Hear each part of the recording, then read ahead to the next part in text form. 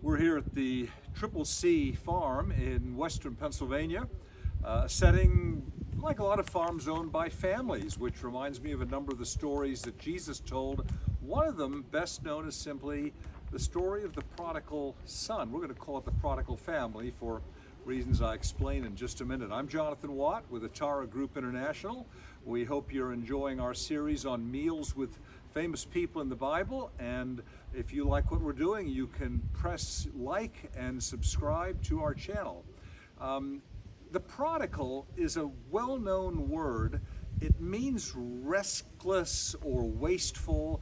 We use it often, but often don't really have a meaning to go with it. And that's primarily what it's about, because it focuses on, well, one of the members of the family. We're going to take a glance at the others as well. You know, children in families often acquire a label, a reputation. And usually there's a little bit of truth to the reputation, but becomes kind of a fixed identifier, and people always think of that feature when they think of the child, even at times when it doesn't necessarily fit. You know, one child in the family gets known as the black sheep, another child is the jokester, yet another is the peacemaker, and so forth, maybe the instigator. But these often have just a little bit of truth. There's more to the picture. And the truth is, in fact, that family dynamics go into the making of what's going on with people, and we want to be aware of that as we look at this thing. Here's this young man who does something that, frankly, in any generation, particularly in his and in his culture, is really quite offensive. He basically says to the father, I want what's coming to me, I want it now. It's almost like saying to the dad, you're as good as dead to me. All I'm interested in are the goods. Give me the stuff so I can do what I want. And he takes the money. In the story, at least, the father does just that. And he takes what he's got, and the young man takes off to a distant country and lives a pretty lavish and wild lifestyle. And of course, gains a lot of friends in the process. Problem is, well, there's different kinds of friends. You know, there's real friends who are the kind that stick by you and look for the best in you, and then there's what we sometimes call the fair weather friends, those that are with you when there's something good to be shared, but frankly, if things get difficult, well, they're not going to be sticking around for you. You can say goodbye. And in fact, that's exactly what happens to this young man. Hard times hit. There's a famine in the land that he's gone off to, and frankly, it's just not going to be good. The friends are gone. Well, he's going to head back, and you know, I can pause at this point and ask, what really is going on in this family? Is he prodigal? Well, definitely. That's the easy part, at least for this phase of his life. It's a well-earned reputation. Raises a couple other questions like, you know, what's the history with the dad that a young man should be just so, you know, easily willing to dispense with that relationship? Where's the mom in the picture? You wonder about that as well. What's going on with the righteous older brother? Is he just righteous, self-righteous, or is he really just a wise one that when the younger one comes back, he's got real reservations? Well, lots of questions we don't really have answers to, but they do make you wonder about this prodigal family. Young man indeed has done what he's done, but there's probably a lot of other dimensions, and that's what helps make this story believable. Anyway, bad times, he is desperate. What's he going to do now that his friends and his money and his resources are gone? Well, he attaches himself, is how the story goes. He attaches himself to one of the wealthy landowners in the place that he's gone to.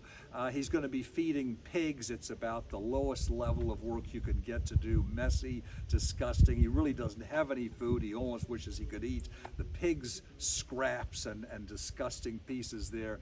But an idea comes to him, and he thinks wisely, maybe one of the first wise, mature thoughts he's had. If I go back to the family property and I say to my dad, you know, because I know my dad is going to treat the servants better than I'm getting treated right now, apologize, I've done wrong against heaven and against you, and just maybe that will work. So he heads back to his homeland.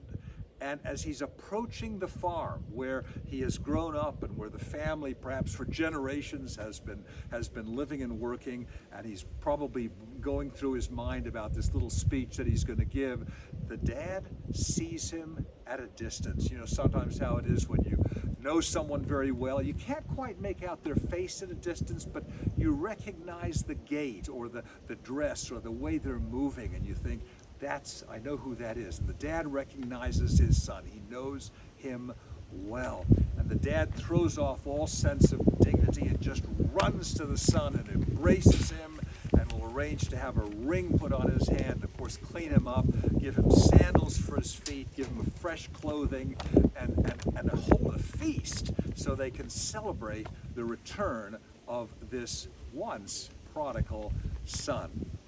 You know, parables are really likenesses, like metaphors really, but it's a story metaphor. Something is like something else. And Jesus uses parables like this to get at some aspect of a very complicated thing known as the kingdom of God.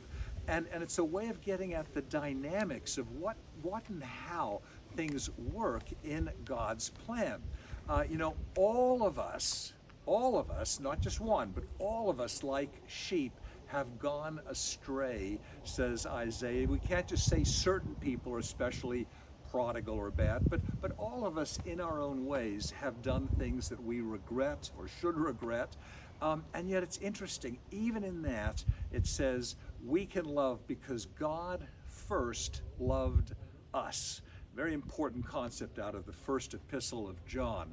God's love always wins, and this parable is about this amazing love that embraces this young man as he comes back, and despite the hesitations of the older brother who's been consistently faithful the whole time and sort of objects a little bit to the dad. How can you welcome this wild person back in?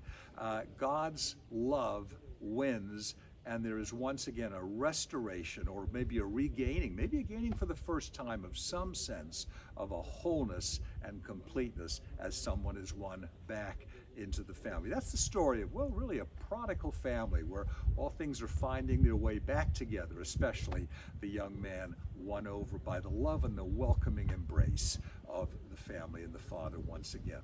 We hope you're enjoying this series. We're contemplating our next series probably on something along the lines of mental health. If you like that idea or want to get at specifics of what you would like to hear about in that series, go down to the comments section and leave us a few thoughts so we can know what you're thinking. Thank you.